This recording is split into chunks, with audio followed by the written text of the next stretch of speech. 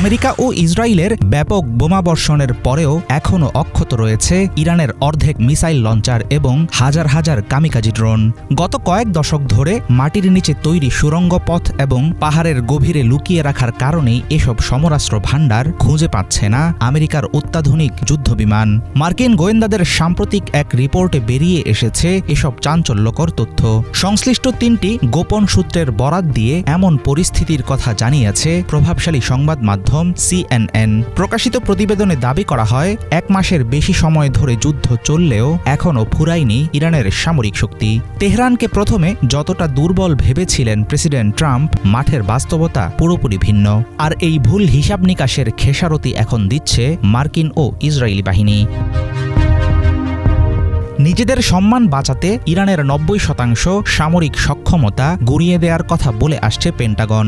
অথচ সেই দাবিকে চ্যালেঞ্জের মুখে ঠেলে দিল মার্কিন গোয়েন্দা রিপোর্ট। হোয়াইট হাউস থেকে যুদ্ধের সমাপ্তি ঘনিয়ে আসার দাবি করা হলেও গোয়েন্দা সংশ্লিষ্ট সূত্রগুলো বলছে ইরান এখনও পুরো মধ্যপ্রাচ্যে নরক নামিয়ে আনার সক্ষমতা ধরে রেখেছে। অন্যদিকে ইসরায়েলি সামরিক বাহিনীর দাবি, ইরানের মাত্র 20-25% মিসাইল লঞ্চার বর্তমানে সচল আছে, কিন্তু পাহাড়ের গুহা বা সুড়ঙ্গে লুকিয়ে রাখা ইরানি লঞ্চারগুলোকে হিসাব করেনি তেল আবিব। ইরানের পাহাড়ি অঞ্চলে ছড়িয়ে থাকা সুবিশাল আন্ডারগ্রাউন্ড নেটওয়ার্কই এখন হয়ে দাঁড়িয়েছে বড় বাধা।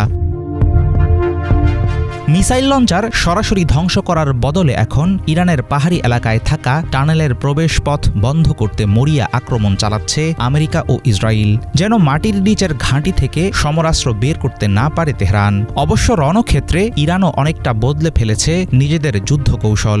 শুরুর দিকে একসাথে অনেক ড্রোন বা মিসাইল ছুঁড়ে শত্রুর প্রতিরক্ষা ব্যবস্থাকে ব্যস্ত রাখত ইরানি সামরিক বাহিনী। এখন মিসাইলের সংখ্যা কমিয়ে নিখুঁত আক্রমণের দিকে জোর দিচ্ছে IRGC। এর ফলাফলও মিলছে হাতে নাতে। একের পর এক মহামূল্যবান মার্কিন যুদ্ধবিমান ধ্বংসের মধ্য দিয়ে নিজেদের সামর্থ্যের প্রমাণ দিচ্ছে তেহরান। আমেরিকা ও তার মিত্রদের জন্য তিক্ত বাস্তবতার এখানেই শেষ নয়, কারণ আন্তর্জাতিক সমুদ্র পথে ইরান এখনও অনেক বড় হুমকি। দেশটির উপকূলীয় মিসাইল ব্যবস্থাগুলো প্রায় অক্ষত অবস্থায় আছে বলে ধারণা সামরিক বিশ্লেষকদের। বিশ্ব অর্থনীতির গুরুত্বপূর্ণ পথ হরমুজ প্রণালীর নিয়ন্ত্রণ ধরে রাখতে এসব ক্ষেপণাস্ত্র ঘাঁটিগুলোকে ঢাল হিসেবে ব্যবহার করছে তেহরান। বিভিন্ন গোয়েন্দা সূত্রের বরাত দিয়ে CNN জানায়, মার্কিন কর্মকর্তারা গোপনে স্বীকার করছেন ইরান এখনও মধ্যপ্রাচ্যকে কাঁপিয়ে দেওয়ার ক্ষমতা রাখে।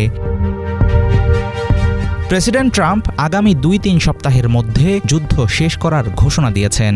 তার দাবি, মার্কিন আক্রমণ পুরোপুরি সফল এবং যুদ্ধ জয়ের খুব কাছাকাছি পৌঁছে গেছেন তারা। কিন্তু গোয়েন্দা সূত্রের দেয়া তথ্য বিশ্লেষণ করে সামরিক বিশেষজ্ঞরা বলছেন, ট্রাম্পের দাবি অনেকটাই অবাস্তব। এমন পরিস্থিতিতে প্রশ্ন উঠেছে, তাহলে কি নিজেদের অর্ধেক শক্তি দিয়েই যুক্তরাষ্ট্র ও ইসরায়েলকে কুপকাত করছে ইরান? কি পরিমাণ সমরাস্ত্র এখনও জমা আছে তেহরানের গোপন সব অস্ত্র ভাণ্ডারে? হাফিজুল ইসলাম, বাংলা ভিশন।